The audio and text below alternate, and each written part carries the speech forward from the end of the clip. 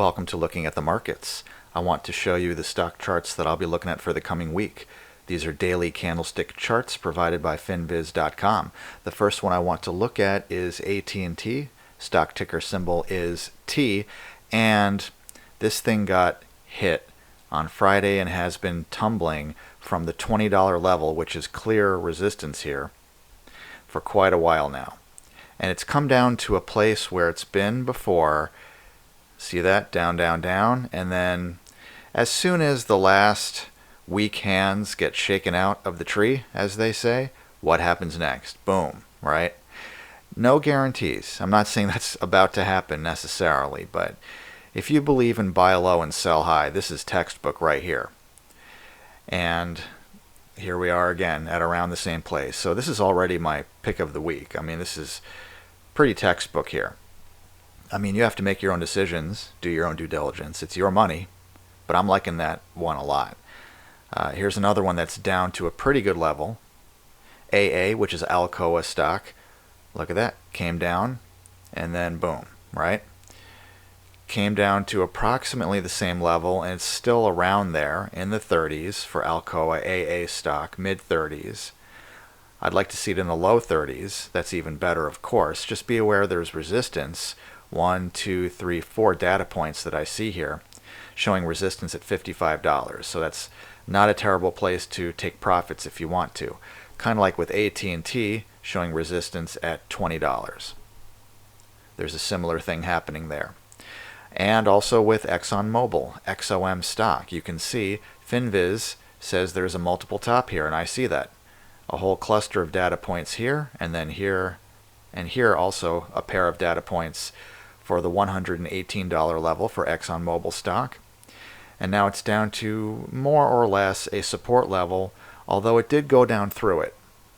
So I'm going to watch next week, see if it holds or comes back to the 101, we'll call that 102, the $102 level. That seems to be important here for ExxonMobil stock. FL, which is Foot Locker stock, this thing tumbled, but it's kind of holding, kind of, sort of. I want to see how it behaves in the future. Will it hold $25 next week, even the week after that, and throughout the rest of the summer? I want to see if it holds that. But this looks like a pretty good bargain. I'm kind of liking it. I just want to see if it holds that $25 level. That seems to be pretty important here. I'm targeting $40, maybe even $46 here, it looks like. Could be resistance for possible profit taking. BMY, Bristol Myers Squibb, is the next one I want to look at. And this is a falling wedge where you can see it's trending downward. It's not a channel because the price action is getting narrower and narrower. And now it's got to break out either up or down or sideways or something. It's got to break out of this falling wedge because it can only get narrower for so long. Looks like it might be breaking down, but it's hard to tell. I do like this price just from a value investing point of view, but technically it's still unknown which way this really wants to go. So I'm going to keep watching Bristol Myers stock, BMY. Next one is Merck. MRK is the stock ticker symbol.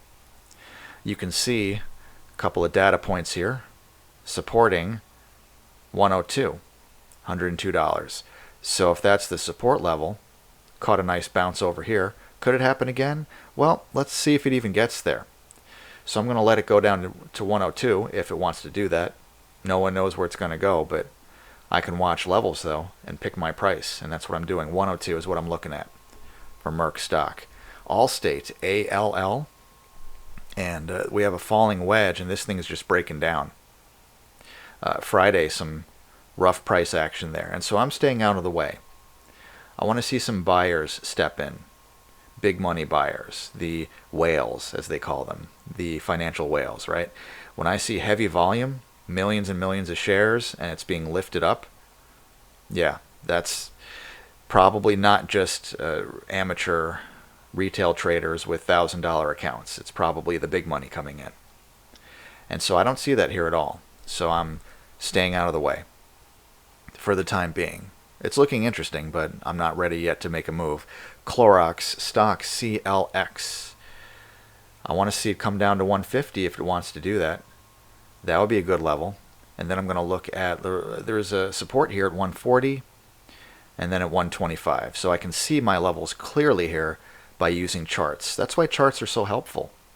I mean, you could look at numbers, sure, but the charts really plot it out visually. This is a textbook example of how I can see levels just by seeing where it bounced off of on the chart and where the support appears to be. So 150, 140, 125. Those are the key levels of support, possible support for Clorox stock, but my number one pick right now is AT&T. Now, as I spoke about before, I would like to see some high volume, big money buying stepping in. That would be good. Friday may be an example of that, but I want to see some follow through there.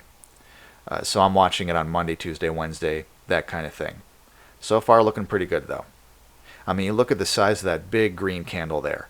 That's big money stepping in. That's not just amateur traders here with small accounts. This is big. When you see this kind of move, that's big money stepping in. That's what I like to see. So I hope this was helpful to you. Not a lot of screaming buys out there right now because the stock market has just gone up so much. So I'm just watching levels mostly, and it's okay to do that. That's very instructive and very helpful. So thank you very much for watching and listening. I will talk to you again soon.